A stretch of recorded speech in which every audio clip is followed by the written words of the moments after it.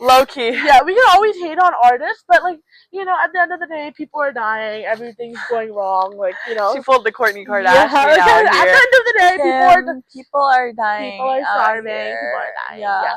So I think at the end of the day, like in the large sense, it's not that deep, but.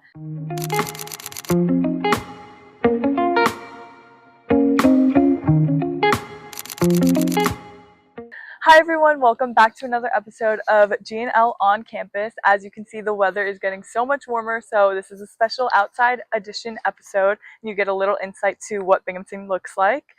We're here with your host, Geetika and Lauren, and today we're going to go into our after break update. So we had in the prior episodes everything that we wanted to do for spring break. Why don't you tell us what you did? I think one of my highlights was gonna be going to, like, I'll tell you first what I didn't do that I said I was gonna do. One of my highlights is gonna be going to see the cherry blossoms in DC. I even got my nails done and everything, cherry blossoms, for going to cherry blossoms, but I didn't go. So it's kind of sad, but it's okay because I just don't think my family got sick and we were tired, and then we were just feeling lazy. I completely get that. But one thing that I did do was I went to a marketing expo. Yeah. So fire. And I think it was just such a great experience in the sense that, like, just going to things is like 50% of the work. Yeah, absolutely. So I think just go, because sometimes, especially when you go, I know you live in the city, but like for me, like I have to make the commute New there. Jersey. Yeah, I love it though. I love going to the city. I love the city so much. But sometimes it's like being in a whole suit and dressing up. It's just I will do it, but it's like sometimes you have to mentally just be like prep. But I learned so much there. I met so many people, and I think I had a good time. And yeah, what about you? How was your spring break? I know that I said I didn't have that many plans. My godbrothers did come, so I was spending like half the week with them. That was like the end of the week. You saw my post. Like I was going out. It was really nice. I was in the city. Yeah. It was so great to experience like spring there and just like the sun again, because it's been so like cold up in Binghamton and rainy. Yeah. So that was really nice. And then I did bed rot for a lot of it. I got to see my dog. I was really happy about that. I know we set a lot of plans for what we were going to do over the podcast. We did some of them though. We did. Yeah. We did. Like I made the shorts and I put them in there. Yeah, I did. There's just like a miscommunication on that part, but that's okay. We did like the sneak peek. Yes, that was good. We did like small, like incremental, and, like but steps. You know what? Like each drop makes an ocean. Like like Rome was a day. Like bro, I'm dead. Okay, dropping that quote. But yeah, I completely get that. And we didn't do as much as we wanted to get done.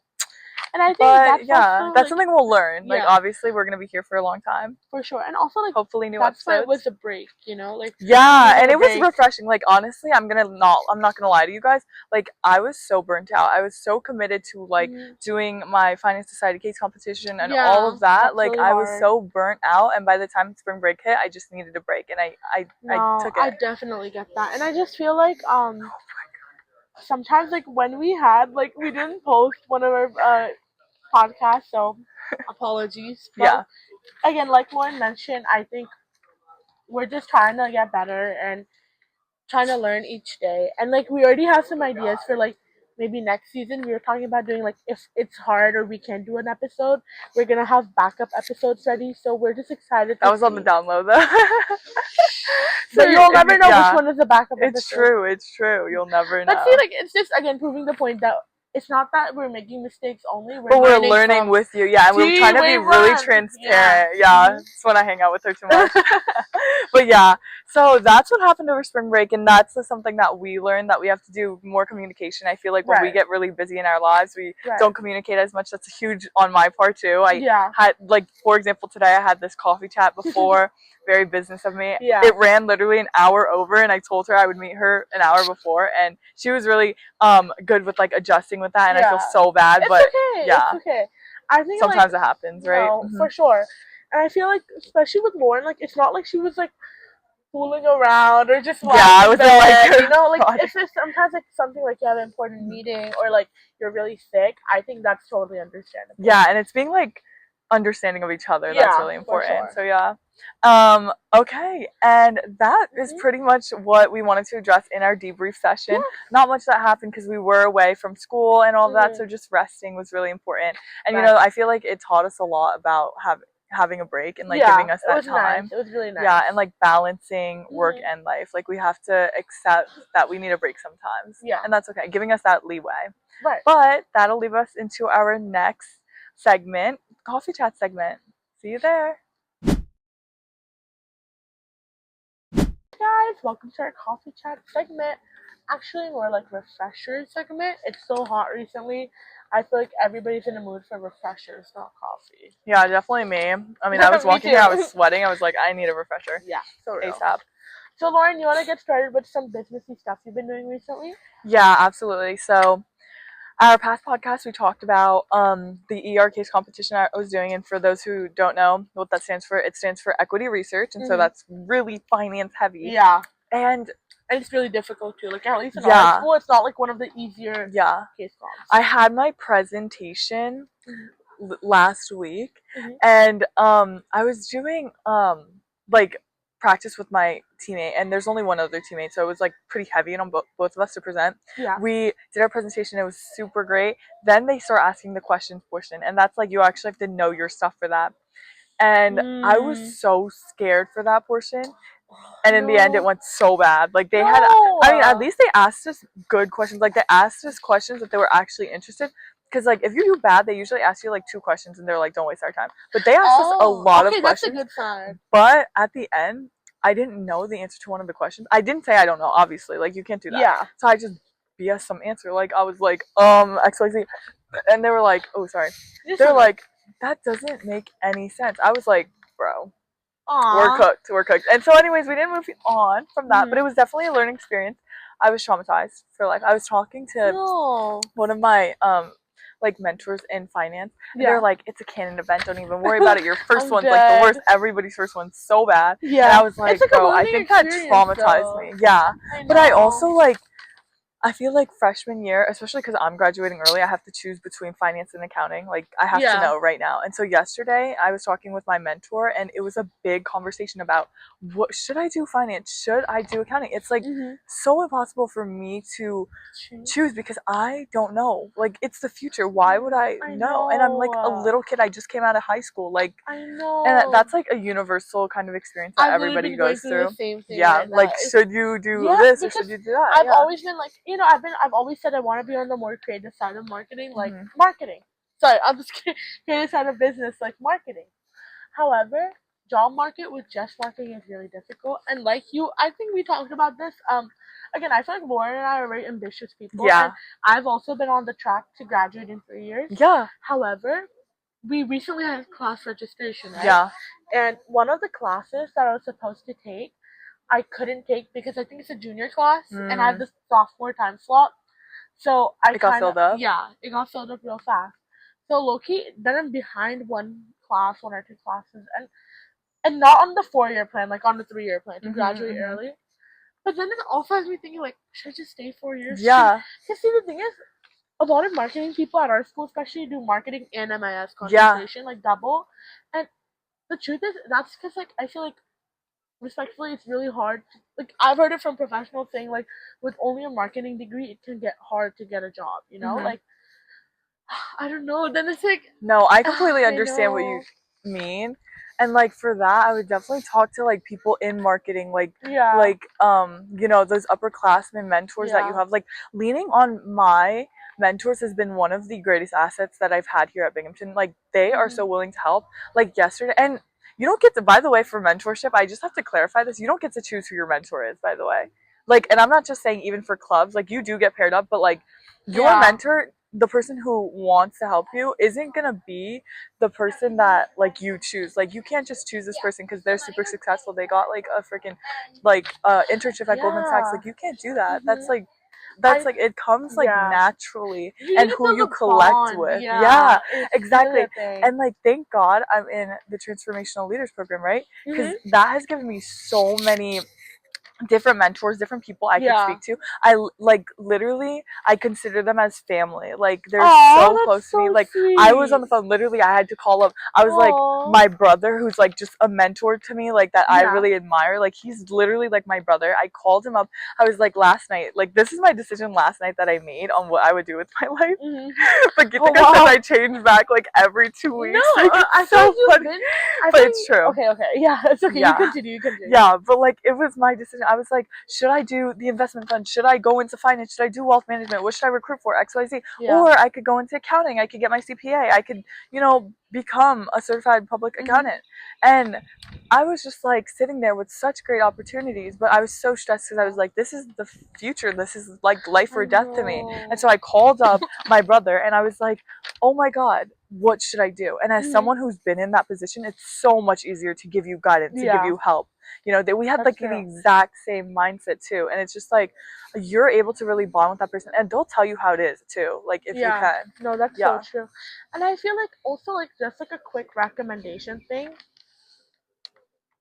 Especially in college, you can't not do any clubs or programs. Yeah. If you really want to succeed, you can't just focus on your academics. Yeah. And I think that goes for all majors, but especially business majors. Yeah. Like if you just go into class, I think the very best that you can get, obviously your GPA, if you're only focusing on academics, should be really good.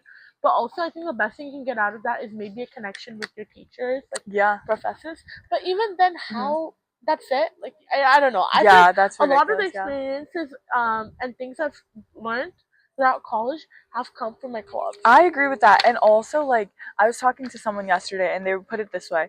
You're in a fish tank. Binghamton is a fish tank. Yeah.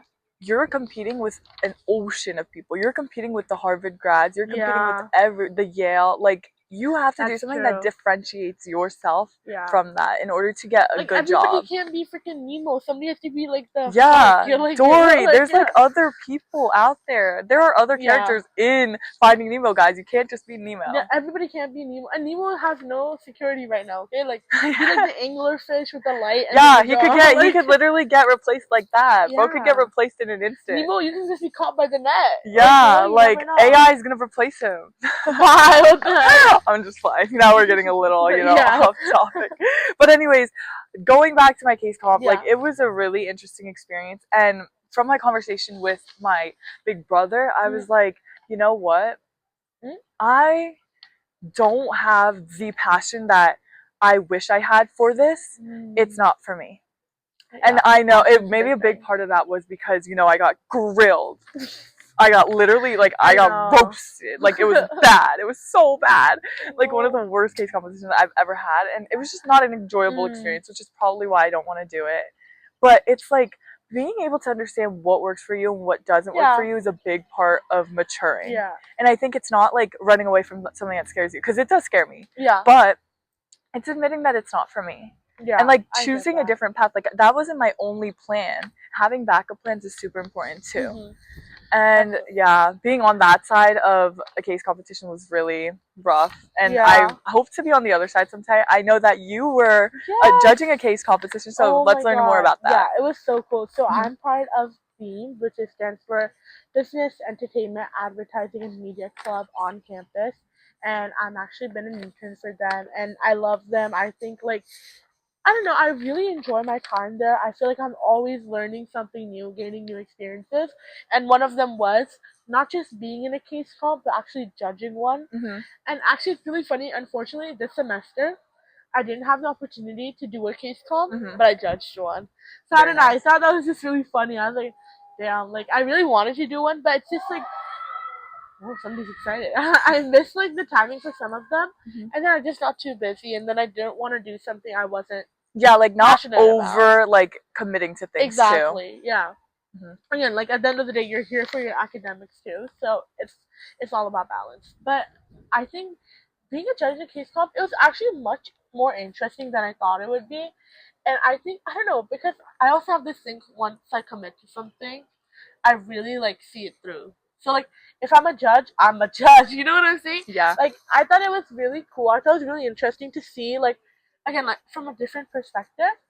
And also I realized that as a judge, you can see so many faults Case competitions are very hard, by the way. Nobody's gonna say they're easy. Like, I did 2 last semester, and I was about to die. Like, I know, I did too. Like, wait, I did 3. Wait. Oh, you did 3, yeah. One of them was really bad, and one of them was, like, required by the school. But it was, like, I don't know. I think case competitions are really hard, especially like the finance one is one of the hardest at our school. But it's just, I just do feel like as a judge, maybe it's just outside perspective. It's different, yeah. And especially when you see multiple, and you can tell, like, one was very defensive. Oh, absolutely. Very defensive. And also, it's also usually when I see, like, they're not answering the question properly either. So they're kind of trying to hide it. I don't know. I just feel like one group during the case competition, we also had alumni judges, so that was really cool. I asked a question, and they basically answered it by telling us what they already said in the slideshow. So, and that wasn't the answer to the question. So, I don't know. There were things like that which were kind of irky, but again, like, I really can't, like, blame them too much or judge them too much, because I would have done the exact same thing if I was on the other side. Like, in one way or another, because it's nerve-wracking to do case competitions. It's not easy at all. Yeah. But I think judging-wise, I thought it was really cool.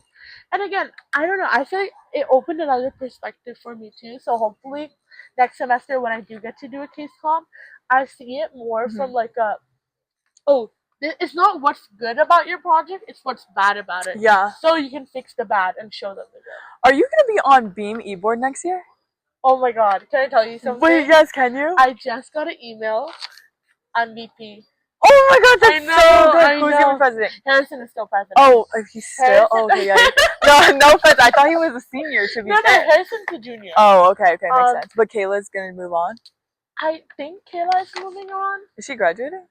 She low-key might be a senior. No, she's a junior too. Oh, okay. She might be doing 3+1 though.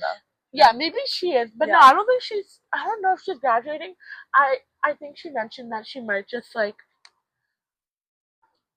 leaving, like, because I get it. Yeah, like, sometimes like it's like you have, like, better opportunities, and you need to learn when to leave some. Yeah, no, I completely get that, which is so great that she chose you too to replace her. By the way, did you have to interview for that? Yes, I did have to interview for that. How was that? Was it good? Who was it? Her and Harrison? No, Kayla's actually like head of internal, VP of internal. Yeah, internal VP. Zoe, our co-pres for this year, used to be VP of external. Okay, but there was none now. This semester there was no VP of external, but there was also no VP. I'm just VP in general. So executive VP. So I was, oh my god, I'm really, like, I don't know, it feels like a burden lifted on me. Because I really love Beam and I'm really committed to it. So, like, yeah, and that's why I knew you were going to be on eBoard too. Yeah. I don't know, it's just sometimes, like, I think me and Lauren were talking about this. Sometimes you just feel like you're on a losing streak, and when it finally something good happens, it really like thank God. Wait, but like it's always like in cycles. Like you will be on a losing streak, but like something good will happen and it'll go up. But that's why, like, I'm not even gonna lie. From since eBoard applications are coming out a lot more, it has taught me so much about it's not really what you know, it's about who you know. Like for me, I was doing accounting association because I decided, you know what, I'm doing accounting, I'm going to try to get on eBoard. I was in their mentee program, like this is great. I knew someone through TLP who will now be the next vice president of accounting association, and I said, get me on that eBoard ASAP. I was like, please. I mean, obviously I have such a great relationship, he's like another brother to me. Like super great relationship with him, and so I told him, I was like, hey, I just wanted to let you know I put my application in for eBoard.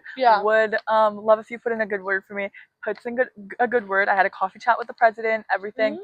Then I get an interview. I was like, thank God, oh my God. And I was like, chill. It was a Zoom because it was on a Saturday, so they couldn't come in.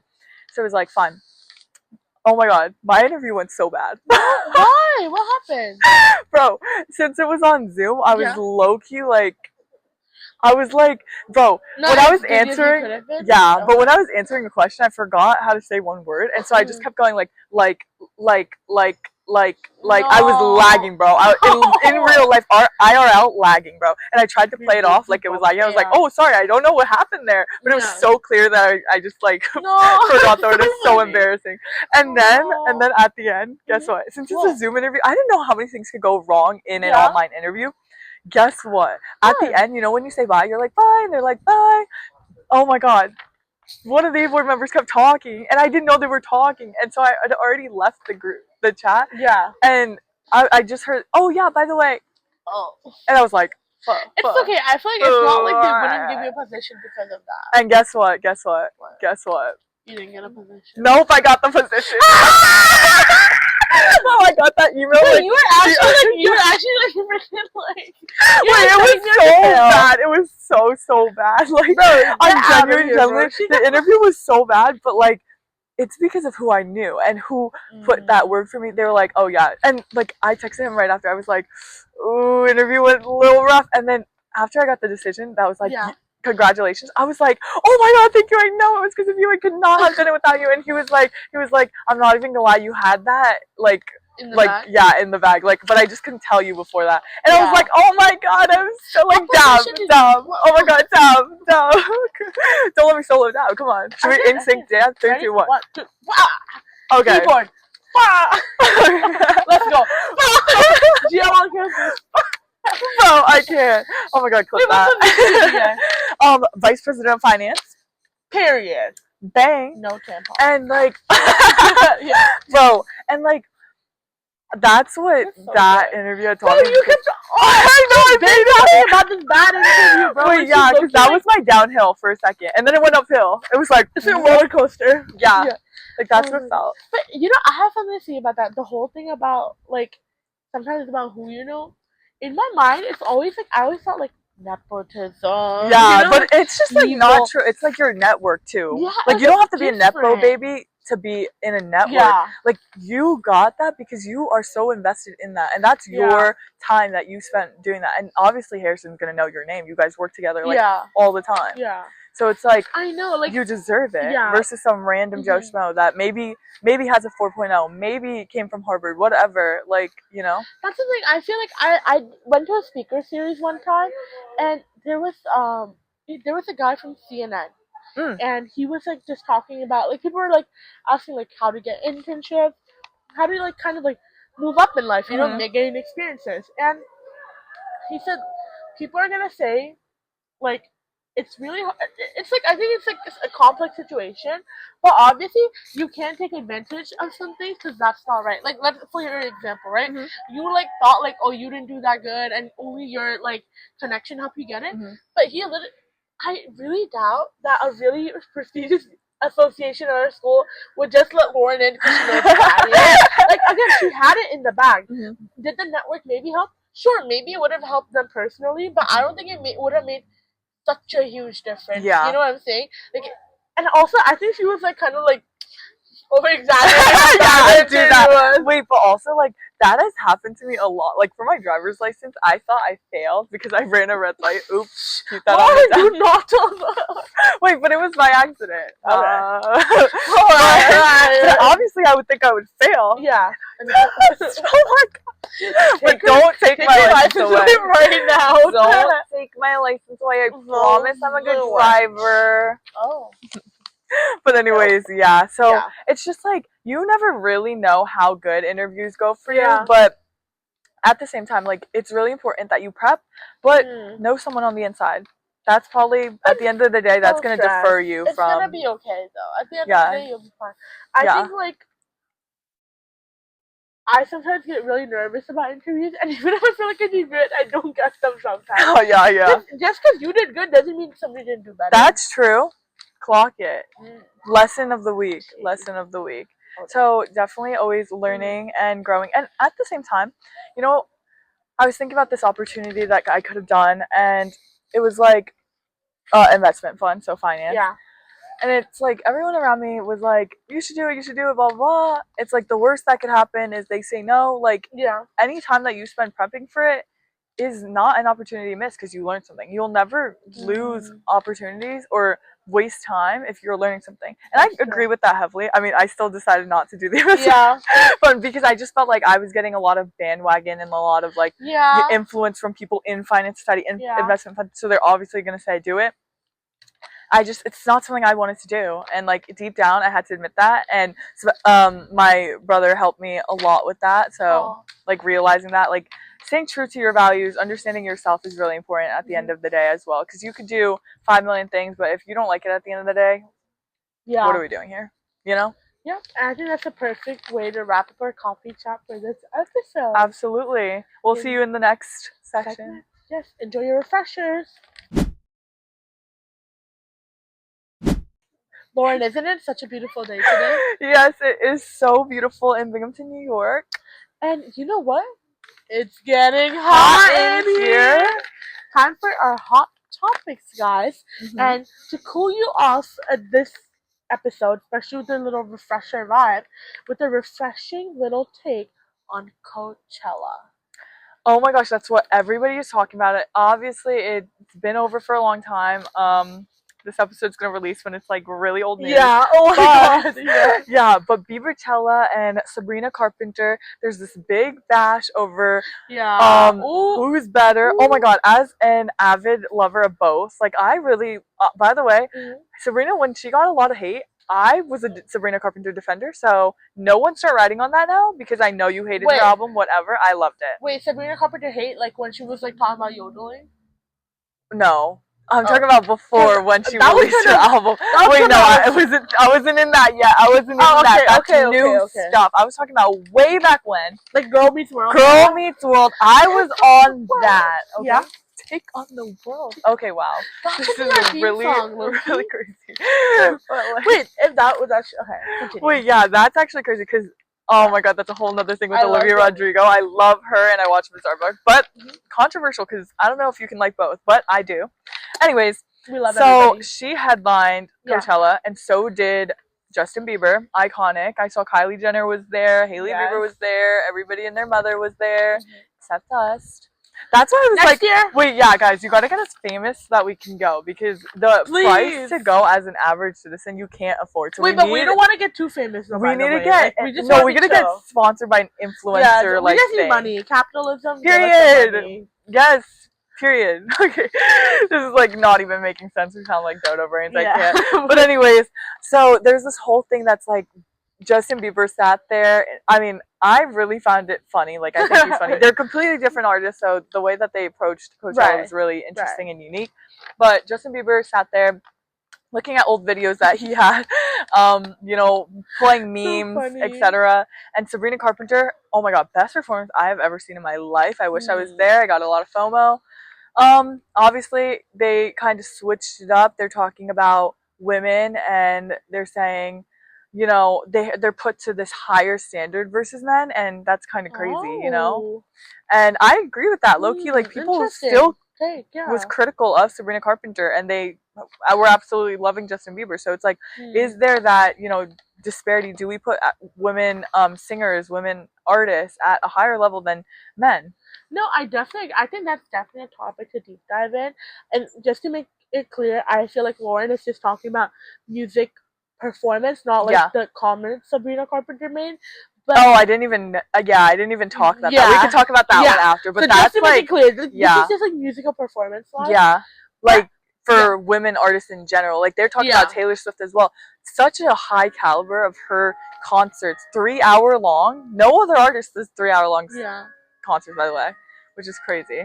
I don't know if you guys can hear that. That's our hourly bell, which is really nice. I look-y like it though. Yeah, I don't know. It reminds me, like in my childhood, we used to have a church in like my town, and then it would have a bell tower, and it was so cute. Yeah. But regarding what your question was, I honestly I think our society is built in a way that women and male people, like women and men, will always have differences. Unfortunately, in their standards, jobs, you know, like each sector. However, one thing for Justin Bieber was that I do feel that a lot of people with Justin Bieber, it's more like their childhood. Yeah. More like nostalgia. Yeah. Like, I just feel like the vibes were very different, and like I do agree. Yeah, like. My thing is, if you are paying so much money for a festival like Coachella, did you know if you're camping in Coachella, the tickets are like $40? This might be a lie, by the way, but Coachella isn't that expensive. It's but hotels. That's like It's like the hotels and the food, and it's all the accommodations in Coachella that's really expensive. But Coachella itself is not expensive. But anyway, sorry.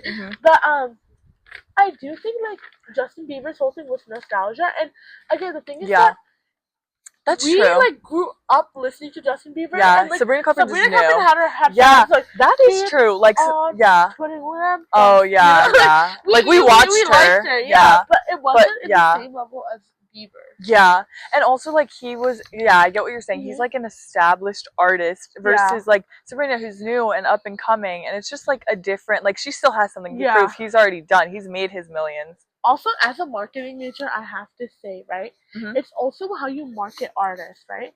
I don't know if you've seen like heard of Blackpink. Yeah. The reason why their music also has done so well is like every like year. At first, it was like every year they would release music, and then it became every couple of years.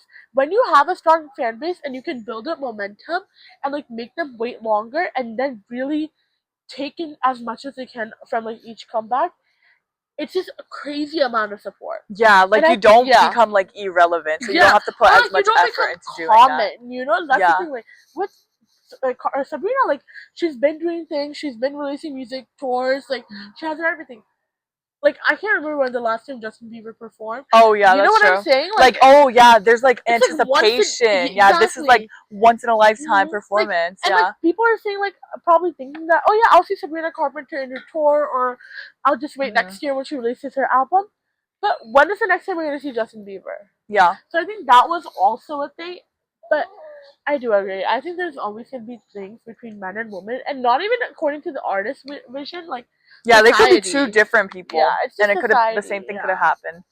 But definitely a topic of a conversation that is really like deep. Yeah. Do you want to talk more about the yodeling? I did see like a little bit on Okay. that, not too much on that though. Okay, so I'll just give Yeah, some tell me the background. entire story Okay. because I don't really So know. basically, Sabrina was getting ready for a song, and you know, like there's like the little like space. I'm pretty sure I might be wrong, but it was like a piano song, Okay. right? And I saw a clip of this, and again, this is what I'm saying from the clip, and this is more of like a Middle Eastern female tradition and also an Indian tradition. Oh, interesting. Okay. A lot of like so have you do you know what Bengalis are?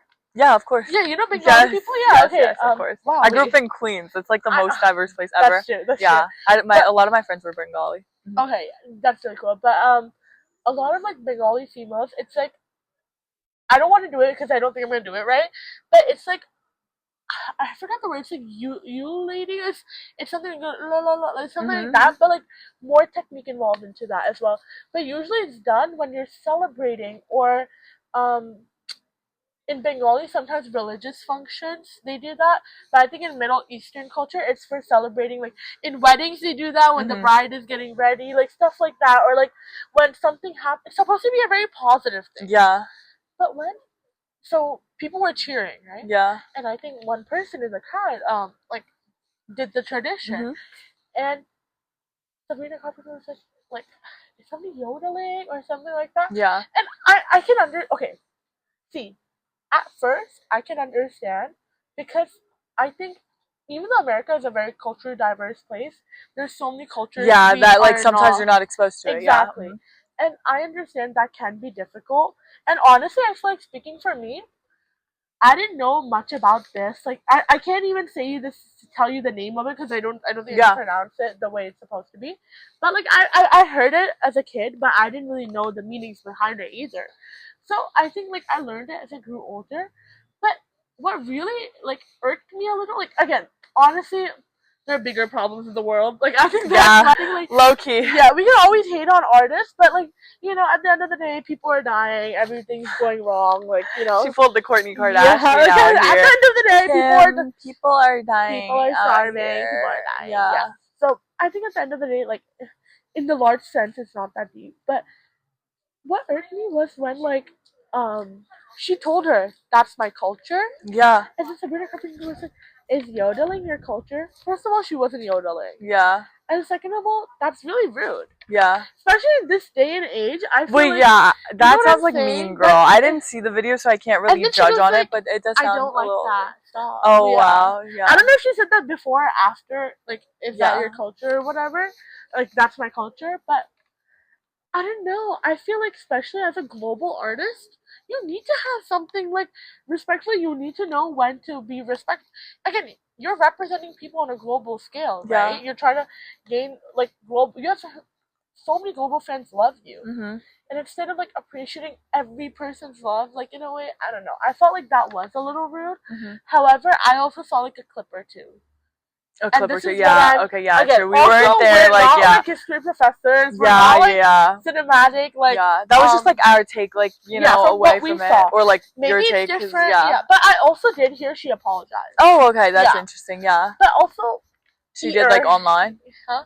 How'd she apologize? I think she apologized online after she got backlash. Oh, that's interesting. But also, Yeah. I don't know. Again, I think maybe saying the yodeling thing, yeah, you can apologize for it.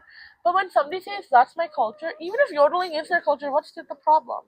Wait, yeah, I agree with that. I don't understand. Yeah, and I feel especially like if you're not like informed about that. Sometimes if you don't have something nice to say, don't say anything at all. Period. Wait, that's actually really smart. I feel like in this world we need to like be more like culturally accepting, like, you know, honoring like, each other's. aware. Yeah, and respectful. Respectful. Yeah, even if you're not aware, this. And you know, this like new generation coming up, especially with a lot of streamers, I'm not even gonna lie, they're so disrespectful. Like the things that they will comment on streams, like sometimes I will see like face clan, they're like one of the biggest. Some people will say some crazy stuff, and just because they're behind their computers online, like no responsibility whatsoever behind what they say. Funny. It's just like sometimes it is funny, but sometimes it's like dang, that is like something you can't say, like and like they be saying it, so I'm like really surprised. But yeah. Another fun fest that we want to talk about. Yeah, this is the week of festivals anyway that we're going to talk about. Songkran.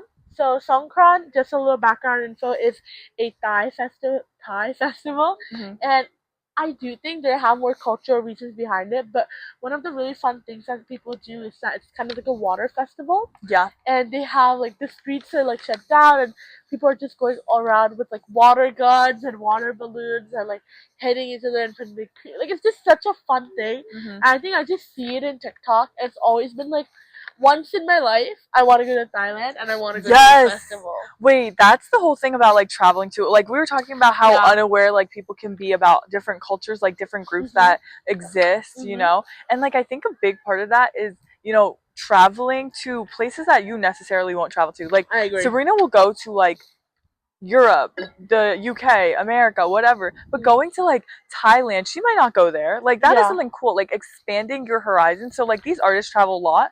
Like they need to travel to places that they might not necessarily do a tour at. Like do something that's outside of your comfort zone. Right. And that's why I really want to study abroad, because it broadens your horizons. I like that. Like that's really important. Yeah. I feel like also like the thing is that unfortunately traveling is such a luxury. Yeah, that's true. Especially for fun. Yeah. You know, or like literally like even I feel like study abroad, in a sense you're already gonna, it might be more, but you already have that money for your education. Yeah. Like you would already be spending that money here if you weren't there. Or exactly. Right? And again, like I feel like or like having a job abroad is like still you're working for the money. But I feel like actually traveling is really such a luxury to have at this point. And absolutely. It's getting so much more expensive too with like the oil prices. Yeah. So high. Especially. But I think one thing that I would do if I wouldn't be able to travel, for anybody listening, is try to like, you know, the one thing good about the internet is sometimes how much easier things are to access. I feel like knowledge. Yeah, I used to have this thing where I listened to a lot of like not listen to, actually watch like Thai TV shows. Oh, very fun, a couple of months during COVID, I had this little phase, And it's so interesting. You start picking up the language, and it's like you start noticing things, or you don't need the subtitles anymore. Yeah. And like I low-key forgot everything, but like something stick in you. Like learn a new language. You don't have to travel just to like embrace a different culture than you. Like I'm learning Spanish right now. It's very cool.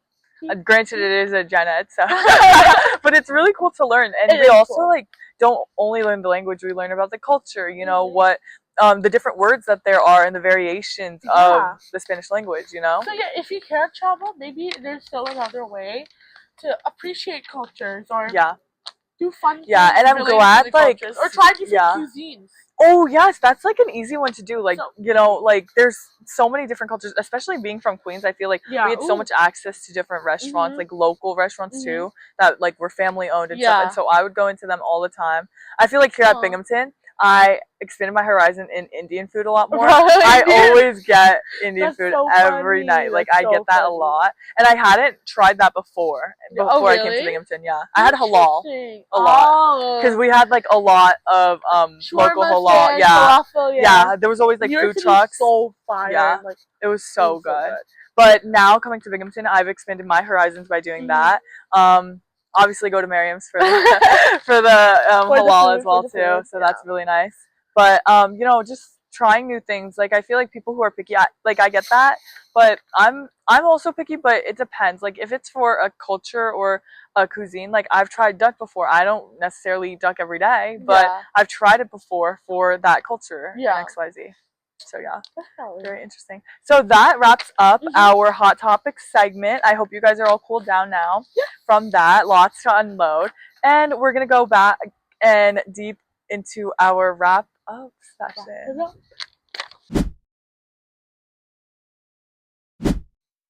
So before we wrap up, we just wanted to include an inspirational quote for all of our beautiful listeners.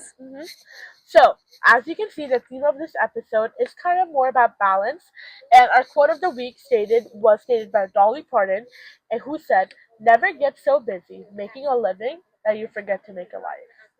Oh. Yeah, and that's going back to taking, you know, a break during spring break, you know, accepting that you need a break in order to balance that work-life kind of balance. And, you know, I watched Emily in Paris. It's a very hot topics show as well, because a lot of people have a lot to say about that. But, you know, when I was watching it, I noticed, you know, it is very true that Europe, specifically Paris, has a very different work culture than America, you know? And I thought that was really interesting to see. And I feel like, you know, Paris may be a little more healthy. They were saying like, you know, in Europe, they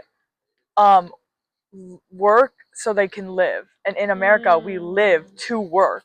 And it's like very different in terms of like, their kind of work culture and what they are motivated by. That's so real. I think also like how we both were talking about, you know, doing stuff for clubs, or we both got e-board positions, and I think we're so grateful to have that. Hashtag love women winning. Women business. GNL. I love that. Yeah. But also at the same time, I think it's about enjoying life and working towards something you love. And I think even like our last segment about going to Coachella and Songkran, I know it seems like so like fun and we're like, we'll cool down in the sun, but also if you look at it in a deeper way, sometimes it's just about having fun. Yeah. And these are things we want to experience and go to, and hopefully if we work hard, we can go make it. Yeah. And, you know, have to rebuild our little stability. Yeah, get a little more exactly. money. Because at the end of the day, like, even like no matter how much money we make money at the end of the day to spend it. Yeah. Right? Like, and what is money if it's just going to sit in the bank account? And you only live once. Yeah. So thank you guys so much for joining us for another episode. We just wanted to make sure that you follow us on all our socials and subscribe to our podcast. Shout out to our few listeners listening. Love you, Mom. Love you, Rita. And of course, good luck on campus from G and L.